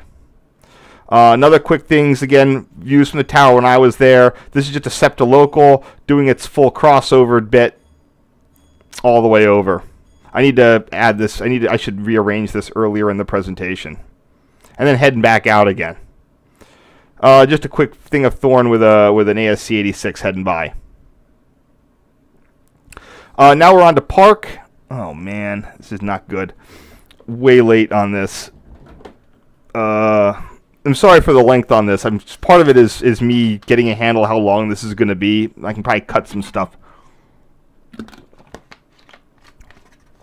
Park Tower, interesting. It's not really a tower. It's more of a building. It's towery enough, but it is on one level. This was built, I'm pretty sure, around 1937-38. This is the Park is like the opposite of Thorn, where the freight came into the middle, then it's going back out again. Basic 4-track crossover, since reduced to 3. At the time, Park was open as needed. So up through the 90s, SEPTA paid for an operator to be there to run some peak direction, some trains. You remember that SEPTA used to serve Parksburg. That's because SEPTA paid for an operator to be here to cross them over. When SEPTA didn't want to pay for that anymore, the SEPTA trains would either have to go to Cork, or go to Lancaster, or that was impractical, so they just cut the service back to Downingtown and then eventually Thorndale, where it stayed to this day. I say Park was open as needed. In the rest of the time, it was put into an automatic mode. Each of the main tracks were straight railed and would just respond like automatics, glorified automatics. They would flip up to restrict. Behind you, they would just go to restricting. This thing labeled a NOLA branch was simply an industrial lead at the time. A daily or a couple times a week, a freight train would head out track 2. Remember, Thorn could control the flow of traffic on track 2. It would go through Park and then out to the Green Giant frozen foods plant, which is now the home of a Victory Hops or Victory Brewing Company. Over the years, this track was eliminated, and they made a little hand-operated switch, but this was still in place. And then finally, around 2010 or so, Park was completely eliminated and replaced by a crossover about 2 miles away. Well, we'll get into that later. There's Park. Again, simple. Today it's a CNS maintenance away base. Here we have a picture of the machine. It's really beautifully painted. Love that old refrigerator in the background too. Again, I assume that people who were here didn't have a lot to do. It was one of those extra jobs that you were kind of they'd pull you out. It was something. If you were working this, you were probably either on the you're probably getting some sort of overtime. Quick thing of the model board. The relay room was directly behind in that cage area. Like I said, they keep them locked out. Also, that auto light. So there was a switch or something, a lever on it. You could just fully automate the entire interlocking plant. You couldn't throw switches, but you could automate the straight rail. This does show the original center lines that would go out of it. Oops. Here we have a quick picture. During the 2006, its last gasp was when they were doing a lot of the concrete tie work as part of the upgrade process. And that's interesting because today all that trees aren't there. So, and it was doing a lot. It was open a lot for the crossovers. So my friend went out and he captured a Keystone train crossing over at Park. And those are out of order.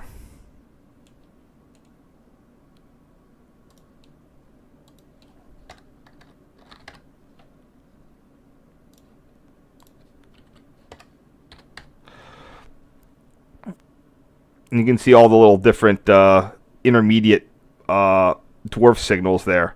And here we have heading out.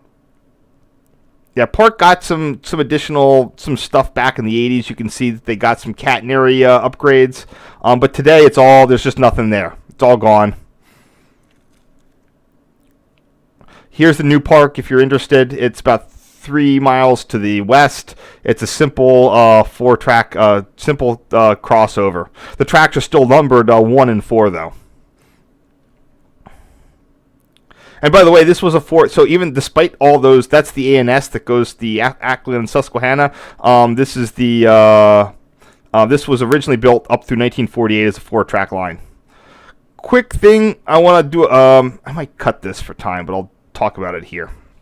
Lehman interlocking is not really interlocking. It's a temporary block station, although it did have controlled signals. It had hand-throw crossovers. Here's the shed. This is when it was still in operation in 2007.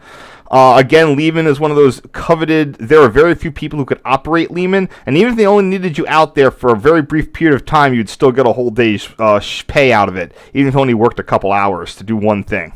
The people who had, the people who were qualified at Lehman tried to keep that pool of people very small.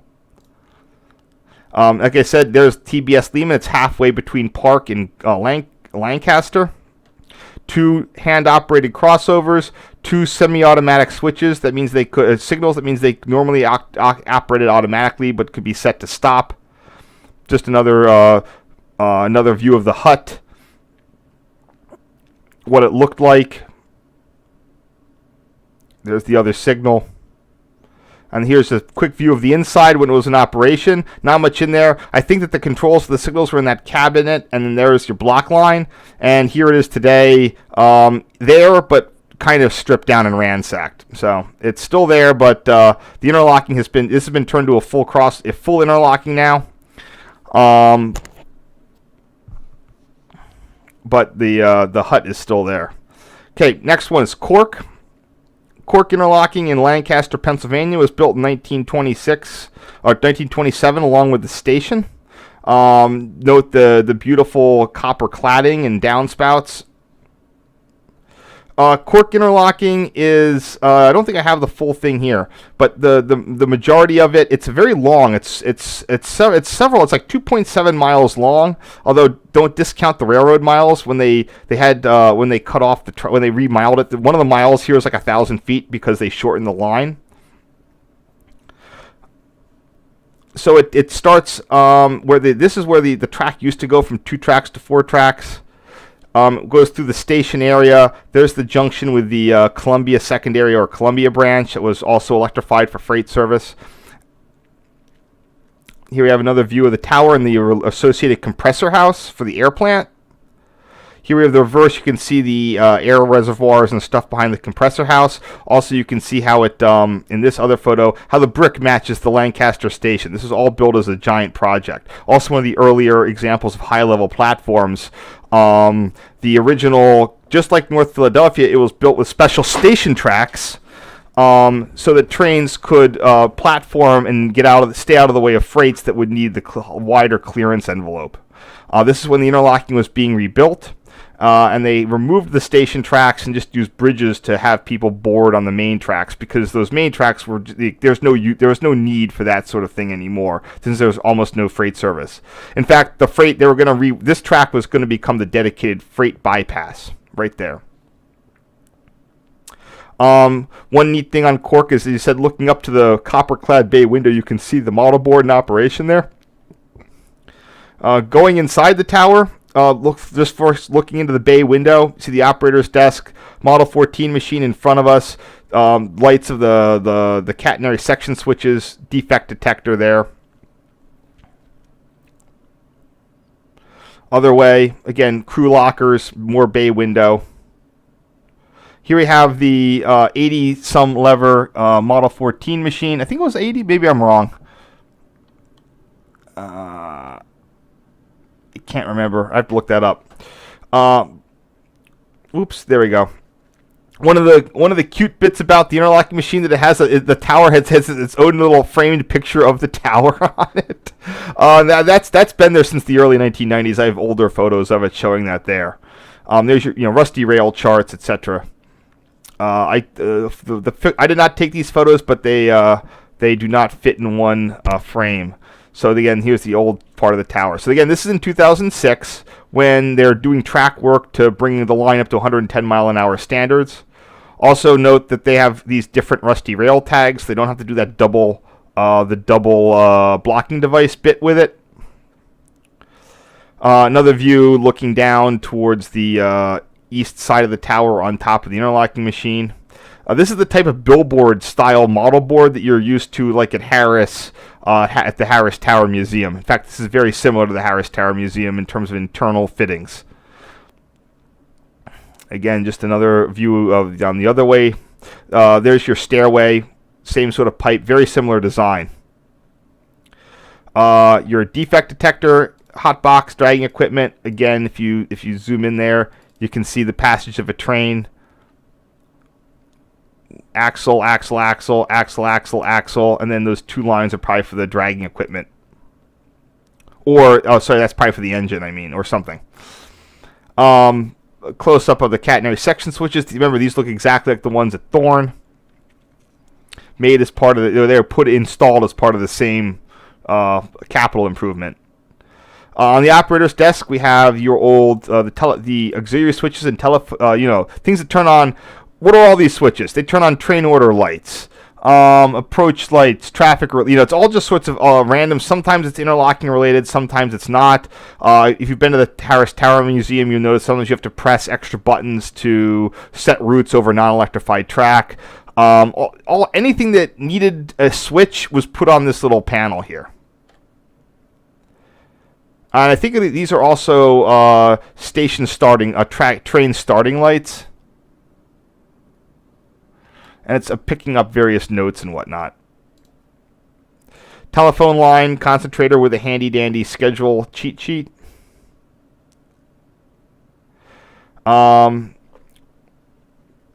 This is interesting. They're just sort of announcements, but some of these date from the 1990s, like 1999.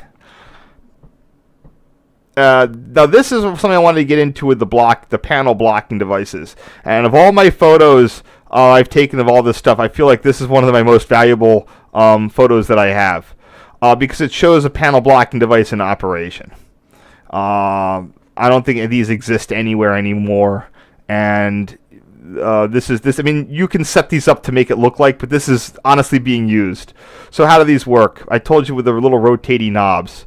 So what's going on here is that the track westward track 2 westward track 2 west is out of service. Panel block is switched to hold westward.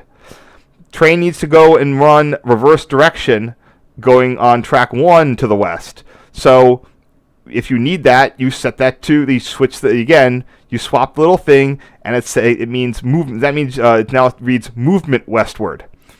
So this means that this is now set up to wrong rail of train. Now all this does is prevent you from displaying a signal.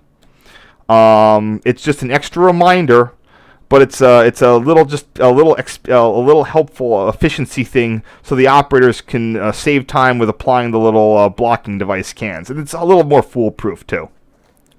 And I also have other photos of this without the movement westward, but this is a case where they're actually sending a train, and this is how it's set up. Pretty neat. Quick picture I have of this is it during its rebuild phase. There's different terms of interlockings being re-interlocked, re-signaled, rebuilt. The tower was still in operation at this point, but the switches and signals are being radically reconfigured out from under it. Here we have, again, the station tracks were removed. The train is now on the main tracks being served by these bridges, and what they did was they just pulled these tracks over, and they became the new station tracks. From the interlocking's point of view, they were then and always the main tracks. So what happened with Cork? So it was reconstructed in the 2008 timeframe. The Model 14 was turned off, no longer used, but the tower did not close. The tower closed in 2013. What they did was they put all of these panel, they basically, the line is now CTC, but it's still tower controlled, and they put all the new interlocking panels on top of the Model 14. In a more fascinating instance, the model board was restored by someone to its original 26 or its original configuration.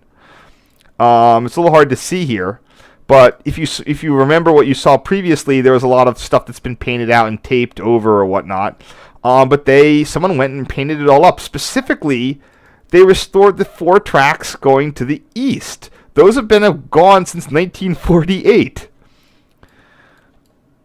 And they also restored the Reading connection here at Lidditz, where the Reading-Lidditz branch would cross the main line and then have diamonds over the Columbia branch. And again, it's marked as non-electric, and someone came in and restored that. So I don't know who did that, but I'd like to thank them. What was used for train control is here we have the Park board. This was not in service yet. This is 2010, so Park Tower would still be open in 2010, but not for long. Lehman was no longer a temporary block station. It's an interlocking, and you can see it's all nicely lit up. Not used much. They have a little rusty rail. That's your new rusty rail reminder.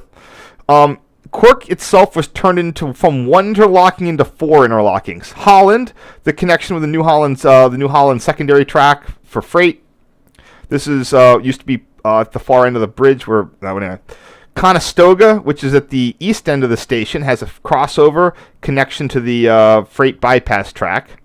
Cork interlocking itself has another crossover and connection to the various freight bypass and Columbia secondary tracks, as well as this north side freight track. And Lidditz interlocking, which is again the connection with the Conrail Lidditz secondary, which used to be the Reading branch. And just a quick picture of the interlocking while it was being rebuilt, but before it was re-signaled, showing the 2 tracks coming in from the Conrail yard, main track, and then the dwarf for the reverse direction. And one other interesting bit at the Lidditz section, there was actually a Reading style color light because that was a Reading track and it used a Reading signal. Again, this was all replaced in the re-signaling. Last tower, I know you guys, thank you for bearing with me here. We were at State Tower in Harrisburg. Where's State Tower? It's in the station. Where in the station? It's right there, behind those windows. Those windows, right there. It's behind those blinds. That's the power dispatcher office is above it. State Tower, as it looked in the early 1990s. Quite a bit. I'm sure I could find the original diagram, but this is how it sort of settled out. Almost everything here was slow speed. There was only one high position light signal. Everything else was 15 miles an hour. This is the complementary tower to Harris. For those of you who've been to the Harris Tower Museum, ran the east side of the Harrisburg terminal. Harris Tower ran the west side. Just a couple to orient you. Again, coming into, there's 2 sections. This first little crossover that splits into 3 tracks. Then those 3 tracks go through another bunch of expansion, including a double slip. All of this has been simplified and removed. Simplified, and that double slip has been removed. The only other double slips at this point that we've seen today we're back at Zoo, and those are also gone. So there's no more double slips on the Harrisburg line. Just another view showing a displayed slow clear signal for a departing Keystone train. Note how the catenary again is a little bit more complicated because it was always easier to remove tracks than to try to disrupt that 1939 vintage catenary.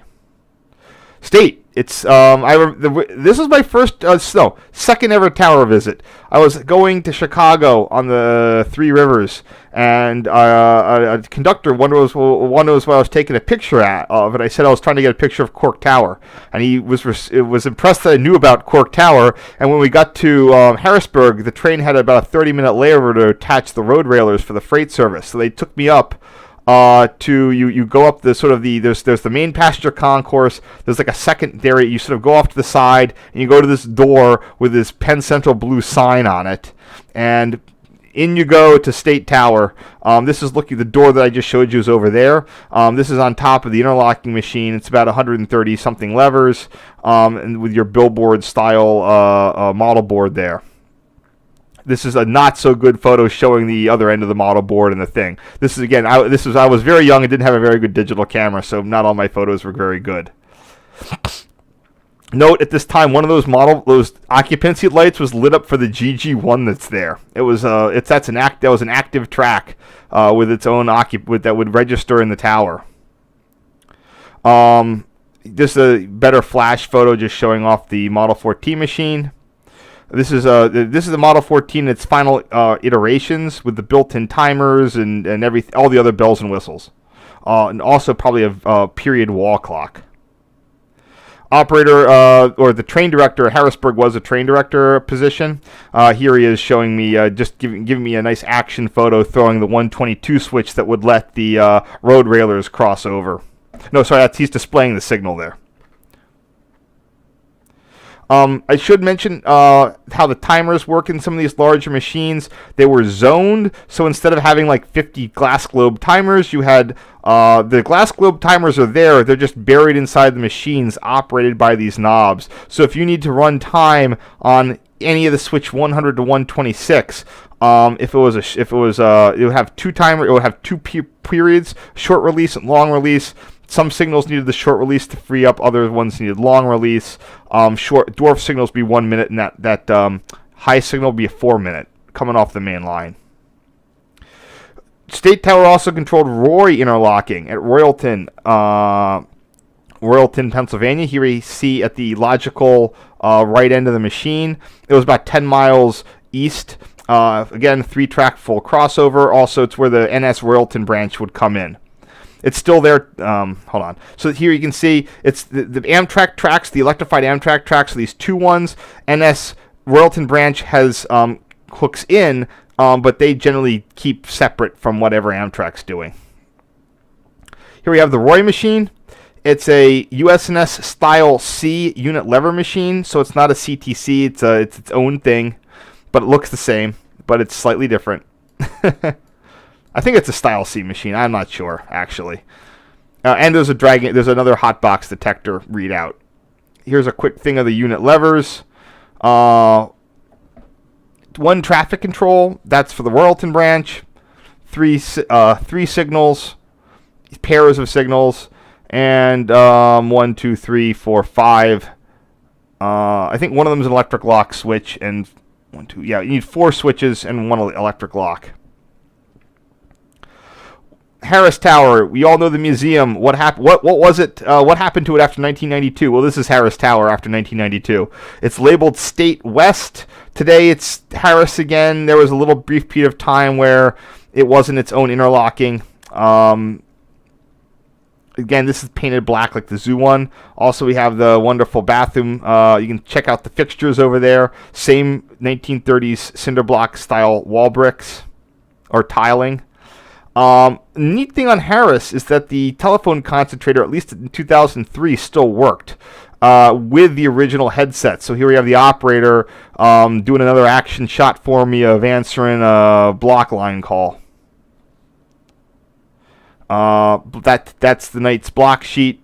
And also he also pointed out that they were still using supplies of PRR stationery because that's what they still had in stock after all those years. See, Pennsylvania Railroad Company. This is just indicating when Amtrak 44 was a little bit late or was due in. State, again, like everything, closed in 2017 after a substantial rebuild. Here we can see how it was rationalized, specifically to give, they want to give faster exits so they can get a clear signal. Instead of going 15 miles an hour, they can just get a straight route right out for any eastbound movements. Westbound movements still have slow speeds through Harris, so they're going to get an approach slow, which limits them to 30 miles an hour through the station. The Y has been retained, and trains can still platform on tracks 4, 5, and 3, and 9. Just a quick view of what it looks like during the rebuild phase, with the most substantial change being this cantilever mast with the newer colorized position lights here. And just a quick picture of a nice scene of AM7 toaster with a spare Metroliner cab car. These are both in case any Keystone sets need to have parts swapped out. This was taken in sometime, I forget when. Oops, and that's it. I hope you guys liked it. I'm going to go and make some changes for the other presentation. Probably remove all that berry track stuff. If you have any comments, leave them now. I need to go. It's kind of late here. No one had any comments? I bet no one really stayed through the whole thing. How much time we looking at right now? I'm not even sure. So thank you, everyone, for letting me go through this. I appreciate it. Look for me back on another stream in 2 weeks, I believe. I might be doing another one the week after that as well. I'll figure out what to do. So you guys have a great night. Please post any comments. Hopefully this will be live on my something you can view, repeat view after my presentation this week. And stay safe and have a wonderful Easter. And, oh wow, I clocked in right at 2 hours and 3 minutes. So that's right exactly what I wanted to be. So there we go. And mine, if you subtract all my intros and outros and messing around, I think I hit this actually spot on. So, all right, any questions? The Bryn Mawr MU track was there in the 1992 diagram, but it was not there on the post-1994 CTC panel, interlocking panel. So I'm betting that the MU track got pulled either before the fire or either between 92 and 94 or in conjunction with the 1994 fire. I'm not entirely sure, but that would make the most sense. Any other questions before I head out? All right, I'm going to head out. Thank you so much. You guys have a wonderful night. See ya.